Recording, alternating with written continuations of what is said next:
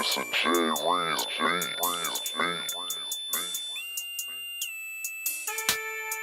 It's a J Reels beat. Hey, it's a J Rez beat. Hey, it's a J Rez beat. First and foremost, salute to my brother J Rez, man, for hooking me up with this beat.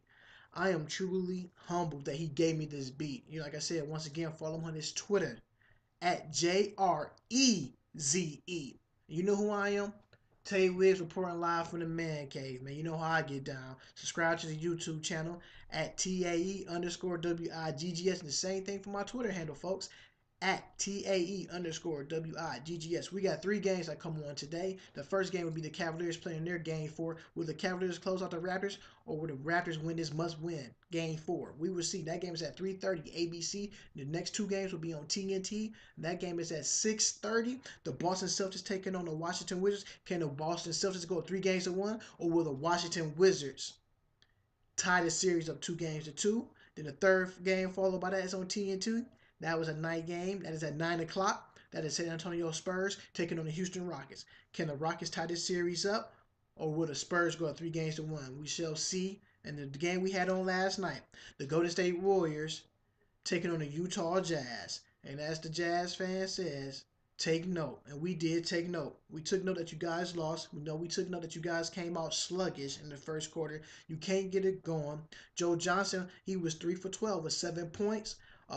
Shelvin Mack had 11 points, 4 rebounds, 5 assists, and he was 3 from 11 also as well, shooting from the field. So we know those guys couldn't get it going. Their bench only scored 10 points. Now them 10 points, 7 came from Joe Johnson. So that's how they did not win. Rudy Gobert played a stellar game. 7 from 8 from the field. But what hurt him? He was 7 from 15 from the free throw line. So once the big guys start getting the rhythm of shooting free throws, I feel like they can prevail and win this game. He had 21 points and 15 rebounds as well. Gordon Hayward is Gordon Hayward. He had 29 points, 6 assists. And one thing, if the Utah Jazz want to win this game, they got to get these guys going. Joe Ingles, 10 points. He had 5 rebounds. You got to get the other guys going. The Rodney Hoods, the Dante Exums, Derek Favors. You got to get these guys going if they want to get this win. And what I was saying, they cannot start off slow. In each of these 3 games, they got off to a terrible start. And they just go cold. After halftime, they come in third and fourth quarter. Their biggest lead the Utah Jazz had was 9. The Warriors at one point in time was up by 23. So Utah has to come out in game 4 and put everything on the line. Coach Quinn Snyder, you got to empty the bench, man. You cannot have all these DNPs. Do not play. Do not play. You got to have all these players playing if you want to win and go to the next round. And right now, nobody never came back in the semifinals down 3 games to 0, and that's gonna be a tough place to crawl of. So you gotta empty the bench out. You gotta use more. Gordon Hayward got to be more aggressive to go into the hole. It sucks right now because George Hill is out with the toe injury. If they had George Hill, I feel like they could have squeaked a game out. Once he went down, I said in my mind, this got to be a sweep. I gave Utah to at least win 1 game. Like, yo, you had to at least win 1. You can't even get this one done on your floor. So we're going to see what you guys are going to do Monday night. You have to win these games. This is a crucial game you have to win. If not, it's been a great season. You have to go home. On to the next round. Kevin Durant played lights out, looking like the MVP that he was a couple of years back with 38 points. He was 15 for 26 from the field with 13 rebounds. And he played a great game. But the key guys who didn't stick out to that stuck out to me, what I see on the floor, Draymond Green, he had 9 points, 10 rebounds, but he was 0 from 3 from the 3-point line. Klay Thompson was 0 for 4 from the 3-point line. But not only 0 for 4 from the 3-point line, he was 1 for 9 from the field with 6 points. And you look at these guys right here, like, oh man, they had terrible shooting days from behind the arc, and they had a terrible shooting night. But they still managed to win the game. Why? Andre Iguodala had 11 points off the bench. Klay Thompson still was benefiting on the defensive end. And Steph Curry had 26 points with 5 rebounds, but he was 6 for 20 from the field, 3 from 11 from the 3-point line.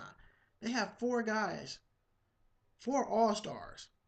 And the one big all-star, the one big name on that team was Kevin Durant. KD, the Durantula, picked his team up. So you know what? Y'all ain't hitting. I'm gonna put the team on my back, and that's what he did. His team was hitting. They got through, and it was a bunch of ticky tack fouls that I seen. But it's playoff basketball. Just play basketball. Draymond Green picked up 2 quick fouls in the first quarter, and he didn't want to come out. You got to come out when the coach say come out. He's saving you. Just imagine you pick up your third foul in the first quarter. You talk about almost sitting down for almost the entire first half. Not probably coming back into the game. Probably late in the second half. Probably about 5 minutes ago in the second quarter. So just imagine Draymond Green would have fouled out or got ejected. They still had a valuable piece in the Kevin Durant to pick them up. Andre Iguodala still come off the bench and give you valuable minutes. Zaza Pachulia give you valuable minutes. David West who played a key part on the rebounding side. So you're getting help from everybody that need to contribute to a championship caliber team if you want to win a trophy.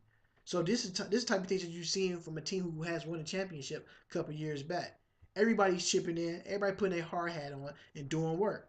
And what I take away from this game is when Utah go on their runs, they shoot a lot of threes. Utah don't have to shoot no threes. When you get these leads on the Warriors, take your time. Don't play the Warriors game. You hear me say this a lot in past segments.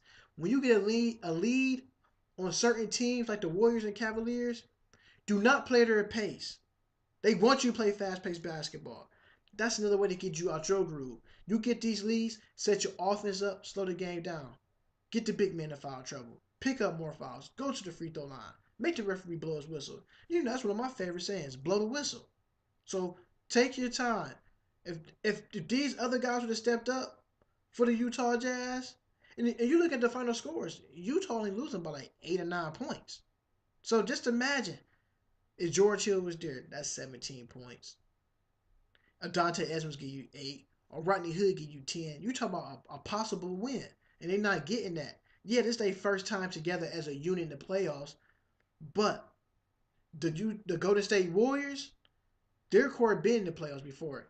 Most of them played NBA championship and won rings. Some have played in the championship and lost a ring. So that team literally, the Golden State Warriors, man, they're an awesome team to watch. They love to shoot threes, but guard, you got to take that 3-point line away from them. You do not get Steph any room to shoot, or Clay. You definitely can't get Kevin Durant no room to shoot threes. He's just so long and athletic. You got to shrink the floor on them guys. You got to guard Steph Curry 94 feet from end to end. Make him work. You're not making him work. You let him bring the ball up the court and he's taking whatever he wants. You not let Steph Curry get into a rhythm.